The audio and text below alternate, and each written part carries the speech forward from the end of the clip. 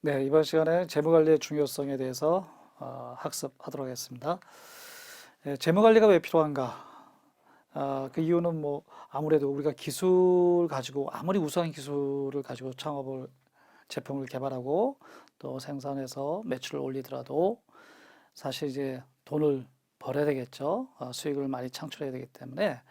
근데 창업 시에는 이제 수익과 지출에 대한 충분한 이해와 준비 없이 기술만 믿고 창업했을 때는 예상보다 적은 수입 또는 많은 지출로 생각만큼의 어떤 수익을 창출하지 못하고 이제 파산하는 경우가 많습니다. 그래서 창업 이후 과연 이제 내가 갖고 있는 이 아이템을 가지고 창업 이후 매달 얼마만큼의 수입이 들어올 것인지 또는 고정적으로 나가는 비용은 무엇이고 얼마인지 해서 수익과 비용을 예측하고 추정함으로써 사업을 통해서 정말 돈을 벌 수 있는가에 대한 충분한 검토와 판단이 필요하다고 할 수 있습니다. 자, 그래서 창업에서는 정말 기술 창업에서 특히 이 재무관리 무엇보다 중요하죠.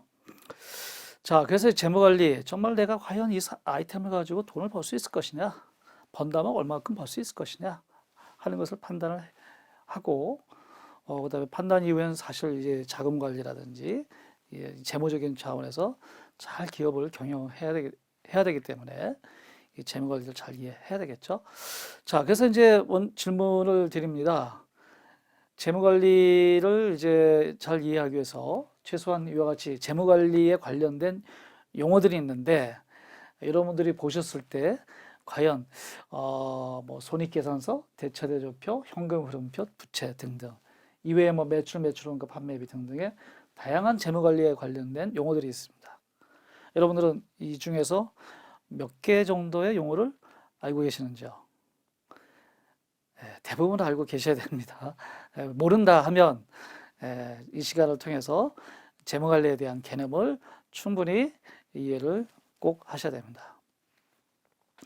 자, 그래서 이제 창업 기업의 재무 관리에 대한 기초를 좀 설명을 드리면 이제 보시면 우리가 기업에서는 항상 자산이 있죠. 뭐 건물이라든지 땅이라든지 공장이라든지 자기가 갖고 있는 자산이 있고요. 그 다음에 이제 부채가 있습니다. 자본이 있고요. 그래서 기업의 어떤 그 재무 상태를 표현해 주는 것은 자산과 우측에는 부채와 자본. 그래서 자산이 이퀄 부채와 자본이죠. 이렇게 이제 구성이 되어 있습니다. 그래서 이제 우리가 이제 기업에서 기업 활동을 쭉 하다 보면 기초고요. 연초다고 보시면 되고 연말에 되면 이제 영업 활동을 통해서 수익이 창출되겠죠. 또 그 수익을 창출하기 위한 다양한 비용이 들어가겠죠. 네, 그래서 이제 기말에는 이 재무 상태가 어떻게 되냐면 자산과 비용 좌측에 그다음에 부채, 자본, 수익이 우측에 이쪽을 이제 차변, 이쪽을 대변 우리가 이제 회계적으로는 그렇게 표현을 합니다. 자, 그래서 이게 항상 이 기본적인 재무 상태에 대한 개념을 이해를 하시고 이렇게 이제 기말에는 수익, 비용과 수익. 하지만 이것은 항상 이 왼쪽에 있는 차변과 대변은 항상 동등하다, 이퀄이다 하는 것을 이해하시고요. 자, 그다음에 이제 이 재무 관리에서 중요한 그 회계 정보, 즉 재무제표다 이렇게 표현을 하는데 가장 중요한 것이 뭐냐면 이제 우리가 저기 보시면 기업 활동을 하지 않습니까? 재무 활동도 하고 투자 활동도 하고 영업 활동을 하는데 이 재무 활동을 하면은 이 재무 활동에 그러니까 기업 활동에 대한 활동 이제 재무적으로 표현한 것이 이제 회계 정보인데 이것이 재무제표입니다. 그래서 가장 기본적인 게 재무상태표, 포괄손익계산서, 현금흐름표 이 세 가지가 가장 기본적인 재무제표고요. 이 세 가지에 대한 기본적인 개념은 반드시 이해를 하셔야 됩니다. 그래서 이 회계 정보를 사실 이제 이해관계자들한테 제공을 하죠. 우리가 이렇게 1년 동안 이렇게 영업을 해서 이 정도의 수익과 이 정도의 뭐 어떤 경영 활동을 했습니다 하는 것을 이제 재무적으로 표현해주는 투자자, 채권자, 정부나 대중 또는 경영자, 노조한테 재무자표를 오픈합니다. 이때 이제 여러 가지 자본이 변동이 되면 자본 변동표라는 걸 또 추가적으로 제시가 할 수 있고요. 자, 이게 가장 기본적인 이제 재무제표인데, 이걸 좀 위에서 이렇게 보시면 우리가 재무활동, 투자활동, 영업활동 하는데, 재무활동과 투자활동은 이제 재무상태에 관한 정보로고요. 영업활동을 통해서는 영업성과에 대한 정보를 제공합니다. 그래서 이걸 이제 표로 제시하는 게 재무상태표, 자본변동표, 포괄손익계산서다. 이렇게 이해를 하시면 되고, 그 다음에 재무활동과 영업활동에 관해서는 이제 현금 흐름에 관한 정보가 이제 제시가 돼서 현금 흐름표가 이제 제시가 됩니다. 작성이 됩니다. 이 중에서 이 세 가지는 가장 기본적인 재무제표다. 그래서 세 가지는 반드시 이해를 하셔야 되고요. 그래서 이제 세 가지에 대해서 좀 더 자세히 설명을 드리면, 첫 번째가 재무상태표, 즉 Statement of Financial Position인데, 이거는 특정 시점입니다. 특정 시점에서 기업이 보유하고 있는 자산과 자산을 구입한 자금 조달의 원천을 나타내는 표를 의미하고요. 자산에는 이제 부채와 자기 자본으로 이렇게 구성되어 있다는 것을 앞에서 설명을 드렸죠. 자, 그래서 기업이 보유하고 있는 부분, 그 특정 시점입니다. 예를 든다면 2012년도에 우리가 자산이 얼마 있는지, 자산도 이제 유동자산과 비유동자산으로 이렇게 구분해요. 유동자산은 이제 예를 든다면 당좌, 은행, 그다음에 이제 재고자산, 뭐 이런 재고를 보유하고 있는 부분들, 유동 1년 내에 이제 단기적으로 유동을 시킬 수 있는 자산이고, 비유동자산은 이제 부동산이라든지 이와 같은 것이 비유동자산에 해당되고요. 자, 그래서 자산이 얼마 갖고 있는지, 또 부채, 유동부채, 비유동부채에서 부채는 어느 정도인지, 합해서 이제 자본은 어느 정도 있는지, 이걸 이제 매년 이렇게 정리를 해서 이것을 공표를 하는 거죠. 자, 그래서 재무상태표는 특정 시점에서 이게 이제 우리가 다시 말하면 이제 밸런스 슛이다 이렇게 또 표현을 합니다. 두 번째는 손익계산서입니다. 이거는 특정 시점이 아니고 일정 기간, 6개월이면 6개월, 1년이면 1년. 보통 이제 1년 단위로 우리가 보통 표현을 하는데, 일정 기간 동안 기업이 사업을 통해서 얼마의 이익을 벌었는가를 보여주는 재무제표가 손익계산서입니다. 그래서 이 보시면 영업기간에 발생한 매출과 비용, 그리고 매출액과 비용의 차이인 이익을 이 손익계산서를 통해서 우리가 알 수가 있죠. 그래서 이것도 이제 2012년도에 매출액이 얼마인지, 매출액이 차지하는 매출 원가는 얼마인지, 그래서 이제 매출 총이익이 원가를 빼준 그 금액이 매출 총이익이고요. 그 중에 이제 또 영업을 하기 위해서 판매비나 일반 관리비, 인건비라든지 홍보비 등등이 들어가겠죠.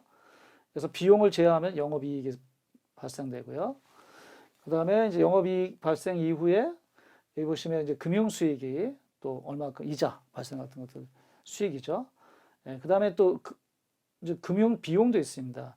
뭐냐면 법인세 비용이라든지 등등 그런 비용들을 이제 제해주면 순이익이 이제 나오죠.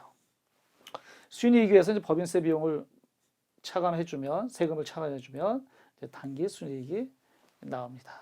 그래서 정리하면 매출액과 그다음에 매출 총액에 의해서 비용을 제해주고, 그다음에 금융수익과 금융비용을 제해주고, 마지막에 이제 세금을 빼주면 단기 순이익 얼마큼 1년 동안의 수익을 순수익이 얼마인지를 이제 표현해 주는 것이 손익계산서고요. 이걸 이제 작성할 줄 알아야 되겠고, 그 다음에 이제 세 번째 중요한 것이 현금 흐름표입니다. 그래서 이것은 뭐냐면 기업의 영업, 투자 및 재무 활동으로 인해서 발생되는 현금 흐름의 어떤 유입과 유출을 기록한 표고요. 그래서 이것도 마찬가지로 이제 영업 활동으로 인해서 얼마만큼 현금이 들어오는지, 매출로부터 얼마만큼 들어오는지, 또 이제 원자재 같은 것을 구입하기 위해서 얼마만큼 매입해서 유출이 되는지, 그다음에 영업비는 얼마만큼 나가고, 이자는 얼마만큼 나가고, 법인세 순수하게 현금이 들어오고 나가고를 이제 기록한 그런 거죠. 수치죠. 그래서 철저하게 투자 활동으로 얼마만큼 나가고, 재무 활동으로 얼마만큼 또 들어오는지, 가로한 거는 이제 나간 거고 유출이고, 가루가 없으면 이제 유입이죠. 그래서 현금이 얼마만큼 증가되고, 기초현금 얼마, 그래서 나중에 총 기말현금이 잔고가 얼마다. 이렇게 이제 해서 현금이 기업 내에 어느 정도 이렇게 유지가 되고 있는가를 이제 기록하는 것이 이제 현금 흐름표인데, 이 현금 흐름표가 굉장히 중요한 것 중에 이유가 있습니다. 뭐냐면 영업을 잘해서 어떤 매출을 많이 올렸지만 그 순간적으로 어떤 특정 월에 현금이 부족해서 굉장히 이제 자금적으로 어려워지는, 그러니까 굉장히 사업을 잘하고 영업을 잘했지만 현금이 부족해서 심지어는 이제 부도가 나는 그런 사태도 벌어지기 때문에 이 현금 흐름표가 굉장히 중요한데 그 이유를 이제 제가 설명을 드릴게요. 자, 이 위에는 뭐냐면 우리가 제조업을 생산했을 때 생산 원자재를 주문하죠. 부품을. 뭐 원자재 부품하면 중기가서 원자재가 입고가 되겠죠. 입고가 되면은 이것을 생산하겠죠. 생산해서 어떻게 돼요? 생산한 다음에 상품 판매를 하겠죠. 판매를 하면은 바로 현금이 들어오나요? 아니죠. 어느 정도 매출 채권 전환 기간이라는 게 있어요. 어음을 끊어준다든가 해서 하기 때문에 바로 판매 시점에서 바로 현금이 들어오지는 않습니다. 그래서 기간이 이제 이만큼 벌어지는 거죠. 요때 이제 어느 정도 기간, 뭐 보통 한 2개월, 3개월 후에 상품 대금, 입금, 요때 이제 뭐냐면은 현금이 유입이 되는 거죠. 그러면 기업 입장에서 어떻게 되느냐? 원자재를 구입했으면 원자재 대금 청구서가 접수되면 이제 하청업체나 부품업체한테 대금을 지불해야 되지 않겠습니까? 바로 대금을 지불하지 않죠? 또 모험을 끌어준다든가. 그러면 그게 뭐냐면 외상배입금 미지급 기간이에요. 이 기간 동안. 그래서 보통 한 3개월 예를 든다면 원자재 대금은 현금 지급하죠. 대금을 지급해야 되지 않겠습니까? 지급하면 현금은 이미 여기서 이제 유출이 되죠. 그러면 현금은 이미 기업에서 나갔고 현금은 아직 안 들어와 있어요. 그래서 이때가 뭐냐면 현금 주기 기간이에요. 그만큼의 공백이 생기는 거죠.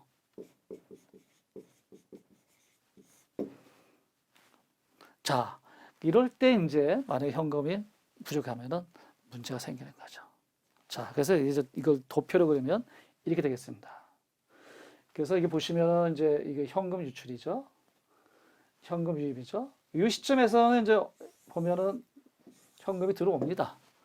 하지만 이제 이 순간적으로 예를 든다면은 3월달, 4월달, 5월달은 현금 유입보다 이미 현금 유출이 더 많기 때문에 이때는 현금이 부족한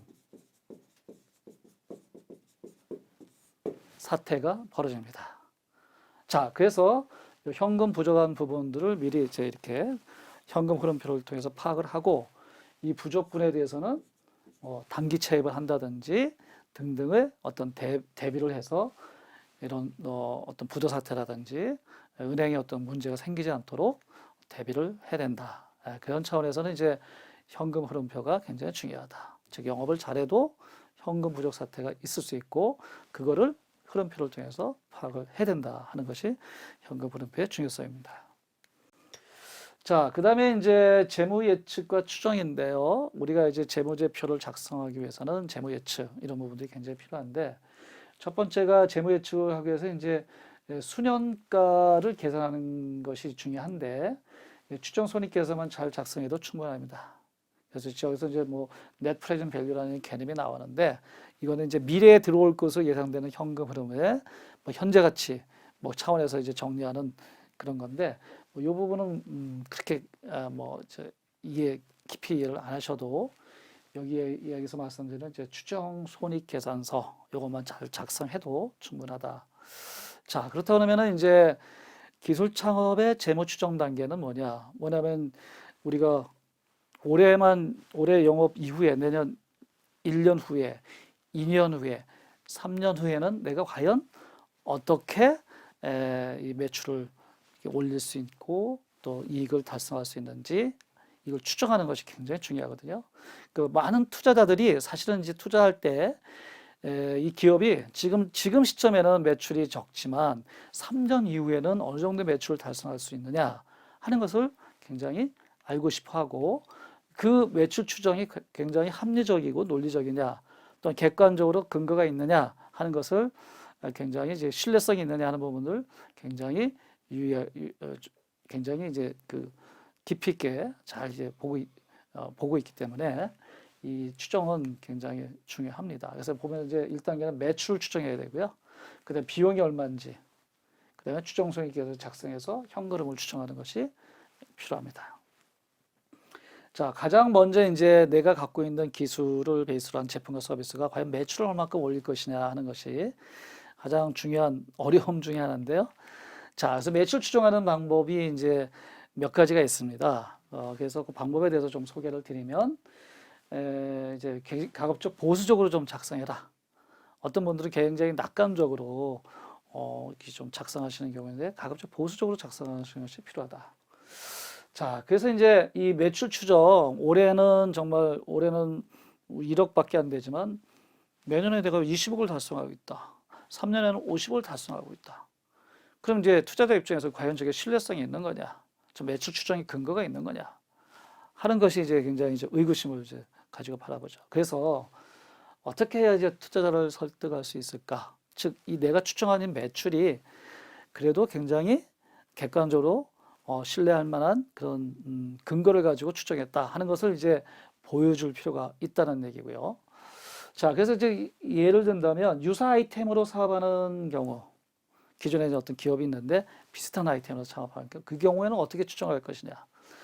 아니면 차별화된 기능 추가로 이제 창업하는 경우, 뭐 다른 그 유사 아이템이 아니고 신 제품, 뭔가 이제 기존에 다른 기업들이 없는 기능을 가지고 추가로 이제 창업하는 경우, 또 기존과 전혀 다른, 완전히 180도 다른 그런 신제품을 하는 경우, 세 가지를 구분해서 매출 추정하는 방법을 소개를 하도록 하겠습니다. 첫 번째는 이제 유사 아이템으로 사업하는 경우입니다. 이미 이제 세 개 기업이 있고요. 이 세 개 기업과 유사해요. 그래서 A 기업은 뭐 기본적인 디자인이고 한 100개 정도, 월 100개 정도 판매하고, B 기업은 한 50개 정도, 가격대는 뭐 높은 가격대 내지는 뭐 중가격대. C 기업도 비슷하게 판매를 해요. B 기업이 비슷하죠. 예. 자, 이렇게 이제 다른 기존의 A, B, C라는 세 개 기업하고 나의 아이템이 좀 비슷해요. 그러니까 이런 경우에는 내가 추정을 어떻게 할 거냐. 단 이제 디자인을 차별화할 수 있고 뭐 가격 경쟁력이 있다 이렇게 이제 추정할 수 있는데, 이 경우에는 이제 보통 우리가 판매하는 게 이제 이 디자인적인 차별성이 내가 과연 얼마만큼 있느냐, 기존 기업 대비 차별이 어느 정도냐. 그러면 이제 이 다른 기업들의 판매 개수를 벤치마킹하고 또 평균 수치를 벤치마킹하고 해서 추정할 수가 있겠죠. 그래서 예를 든다면 100개 기본 디자인인데 이 기업보다는 디자인이 좀 더 플러스 알파가 있다. 가격도 좀 경쟁력이 있다. 그런 경우에는, 하지만 이제 B 기업보다는 좀 열세다. 그런 경우는 이제 어떻게 보면 이제 50개, 요거보다는 이제 크지만 이거보다는 또 열세이기 때문에, 그래서 중간에 어떤 개수, 평균 수치라든지 이런 걸 이제 제한을 해서 추정을 할 수가 있죠. 결론적으로 얘기하면 기존 기업의 판매 개수를 벤치마킹하고 그 다음에 그 판매 개수를 기준으로 해서 좀 차별화 포인트를 가감을 해서 판매에 하면은 설득력이 있다. 두 번째는 이제 보시면은 그 차별화된 기능 추가로 창업하는 경우입니다. 그래서 기능이 추가된 경우에는 예를 든다면은 이런 경우죠. 한 개 기업이 40%의 점유율을 갖고 있고 나머지 9개 기업이 대동소이한 그 시장 점유율을 갖고 있어요. 자, 그럼 이런 경우에 그럼 우리 기업의 그 매출은 어느 정도가 될 것이냐 하는 것을 이제 우리가 판단해야 되는데, 이 경우에는 이제 결국은 이 시장 점유율 요걸 이제 잘 파악을 해야 되겠죠. 그래서 내 기업이 다른 기업하고 비교했을 때 과연 시장 점유율을 어느 정도 차지할 수 있느냐. 그걸 이제 예측을 해서 전체 시장 곱하기 전체 시장 규모 곱하기 시장 점유를 하면은 그래도 어느 정도 이제 설득력 있는 매출 추정이 가능하다. 이런 방법, 시장 점유율을 이제 하는 방법이 있고요. 세 번째는 이제 기존과 전혀 다른 신제품을 개발하는 경우가 있어요. 그래서 기존의 어떤 전혀 다른 제품이기 때문에 기존 시장의 데이터가 없어요. 그렇죠? 이런 경우는 이제 굉장히 막막하죠. 매출 추정하기가. 그래서 예를 든다면 이런 경우는 이제 일반적으로 시장조사 또는 설문조사를 이제 많이 합니다. 그래서 만약에 내가 이와 같은 제품과 이와 같은 가격의 제품이 있는데 어느 정도 구매를 할 의사가 있느냐 해서 예를 든다면 20% 적극 구매, 뭐 15% 구매하겠다. 결국은 이제 구매 의사 한 35% 정도가 되겠죠. 그 전체 35%의 그 인원수가 몇 명이냐. 그걸 이제 파악을 해서 인구 통계학적 데이터 가지고 파악을 해서 이제 판매 개수를 추정하는 방법이 있습니다. 그래서 이제 전혀 다른 신제품 같은 경우는 이제 시장 조사가 방법이다. 그다음에 이제 비용 추정인데요. 비용 추정은 반드시 사업 계획서의 내용을 바탕으로 추정돼야 됩니다. 특히 여기 보면 매출 원가 굉장히 중요하고요.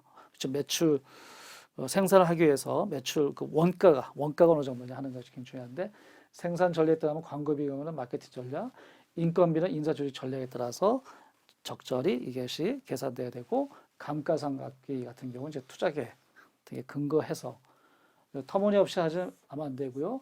이와 같은 사업 계획서에 근거해서 비용을 계산해야 됩니다. 그래서 만약에 인원이 3명이면 3명에 대한 인건비가 나와야 되고, 그렇죠? 생산도 마찬가지로 어느 생산을 어떻게 하느냐에 따라서 거기에 따라서 매출원가가 나오는 거죠. 자, 그래서 그 다음에 이제 세금 계산인데요. 세금 계산 하나 예를 들어준 건데요. 그래서 우리가 이제 비용에서는 보통 매출원가, 인건비, 지급임대료, 광고 선점비, 연구개발비, 관리비, 감가상각비, 비용, 그다음에 지급이자. 이게 일반적인 이제 비용에 관련된 내용이고요. 마지막 세금입니다. 세금은 이제 이렇게 하나 이제 과세 표준에 있는데 이건 뭐 늘 또 이렇게 변동이 되기 때문에 그 변동되는 세금 그 기준에 맞게 계산을 하면 되는 것이고요. 이거 크게 뭐 어렵다고 생각이 안 됩니다. 그래서 개인 또 뭐 주식회사의 경우 거기에 맞춰서 계산을 하시면 될 것 같고요. 그래서 이제 추정 손익 개선서 예시를 보면은 이렇게 1차 년도부터 뭐 5차 년도 일반적으로 한 3개 년도의 추정 손익 개선서를 요구를 합니다. 그래서 보시면 이제 매출액이 얼마인지, 매출 원가는 얼마인지. 그래서 매출 원가는 보통 이제 뭐 60% 또는 뭐 70%. 매출 원가가 이제 낮으면 낮을수록 좋겠죠. 이렇게 이제 합리적으로 계산을 해서 어느 정도 매출 원가가 들어가는지. 그 매출 총이익이 나오고요. 여기에 이제 비용이죠. 인건비, 지급임대료 등등등 비용을 다 제하면 영업으로 인해서 발생된 이익이 얼마인지. 여기에 이제 이자 비용과 세전 이익, 이자 비용을 빼면 이제 세전 이익이 나오겠죠. 세전 이익에서 이제 세금 제하면 이제 그 해당 연도의 순이익, 단기 순이익이 이제 계산되죠. 그래서 이걸 이제 이렇게 잘 체계적으로 정리해서 5개년도. 그래서 보통은 이제 쉽게 하기에는 매출에 뭐 이제 보통 뭐 10%씩 증가한다. 매출 원가는 이 매출액의 뭐 60에서 뭐 70%로 한다. 산출 근거는 뭐냐? 그런 부분들 제시를 해야 되겠죠. 그렇게 해서 이제 쭉 진행을 하시면 될 것 같고요. 그래서 뭐 10%, 뭐 여기서 20%, 뭐 30% 예를 든다면 이렇게 이제 이 추정을 해서 하는데 10%, 20%, 30%의 근거를 사실 좀 제시를 해야 됩니다. 그런 필요성이 있고요. 그 다음에 이제 손익분기점입니다. 그래서 손익분기점은 여러분도 알다시피 브레이크이븐 포인트인데요. 총 수입과 총 비용이 같아지는 그 매출 수준을 의미하고요. 자, 그래서 이제 그 손익분기점도 저희가 계산을 할 줄 알아야 되는데 손익분기점의 매출액 공식은 고정비 나누기 1마이너스 변동 비율입니다. 변동 비율은 총 비용 중에서 변동비가 차지하는 비율을 의미하는데 쉽게 이해를 하기 위해서 뭐 예를 든다면 저희가 이제 짜장면을 한번 예를 들어 볼까요? 짜장면 집을 운영하는데 고정비가 200만 원.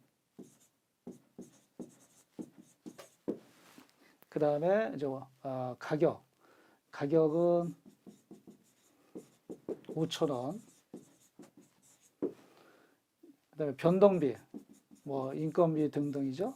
그게 짜장면 하나 만드는데 2,000원이 된다. 그러면 이 브레이크 이븐 포인트를 달성하기 위해서는 그러면 얼마큼 매출을 올려야 되느냐? 그죠? 그러면 이제 이 공식에 대입하면은 어떻게 되죠? 고정비가 200만 원이죠. 200만 원 나누기 1 마이너스 가격, 그죠? 5,000, 2,000 변동비율이니까 총 가격에서 5,000 이렇게 계산해 주면 됩니다. 그래서 계산을 해보면 3, 3, 3, 3, 3, 3, 3 즉 월 최소한 약 333만 333원의 매출을 올려야 브레이크 이븐 포인트에 달성할 수 있는 거죠. 그래서 이렇게 해서 이제 손익분기점도 우리가 쉽게 계산할 수가 있고요. 그래서 이렇게 그래프로 표현하면 이렇게 표현할 수가 있겠죠. 그죠? 그래서 오늘은 이제 기술 창업의 재무 관리에 대해서 학습을 했고요. 오늘 이제 학습을 한 밸런스시트, 재무제표, 재무상태표, 손익계산서, 현금흐름표, 또 그다음에 추정 손익계산서나 추정 재무제표 이런 부분들을 좀 체계적으로 이렇게 작성할 수 있는 역량이 굉장히 중요하다. 이제 마지막으로 이제 뭐 손익분기점 이런 부분들을 잘 좀 학습하셔서 이해하시면 기술창업, 성공적인 자금관리에 재무관리에 많은 도움이 될 거라고 생각이 됩니다. 네, 이상 강의 마치도록 하겠습니다. 목표 매출액이 있는데 이를 달성하기 위해서 제품을 얼마나 팔아야 할지 감이 안 잡혀요. 어떻게 계산하면 좋을까요? 네, 손익분기점에 대한 이야기를 하시는 것 같군요. 손익분기점의 개념에 대해서는 잘 알고 계실 텐데요. 알기 쉽게 예를 들어 설명드리겠습니다. 제품을 이제 짜장면 한 그릇으로 한번 생각해 볼까요? 짜장면 가격이 5,000원이고 고정비가 200만 원이고 하나의 짜장면, 즉 제품 생산을 위해서 투입되는 변동비가 2,000원이라고 가정을 해보겠습니다. 자, 이러한 상황에서 손익분기점 매출액은 공식에 의해서 330만 원 정도입니다. 자, 그렇다면 한 달에 몇 그릇의 짜장면을 팔아야 손익분기점을 달성할 수 있을까요? 네, 공식에 대입을 해보면 약 667그릇이 나옵니다. 즉, 짜장면 가게에서 월 667개를 팔면 이익이 되지만 그 이하로 팔면은 손실을 이제 보게 되는 것이죠. 다시 질문으로 돌아와서 짜장면 가게에서 이번 달에는 반드시 200만 원을 벌겠다는 이제 목표 매출액이 있다면 다음과 같은 공식을 활용해서 목표 매출액을 계산할 수가 있습니다. 그래서 공식에 대입해서 해보면 짜장면 가게에서는 약 660만 원의 매출을 달성해야 되고 이를 위해서는 대략 1,300그릇을 팔아야 할 것입니다. 이번 차시에서 학습한 내용을 잘 이해하셨나요? 핵심 포인트를 통해 학습 내용을 상기하며 정리해보세요.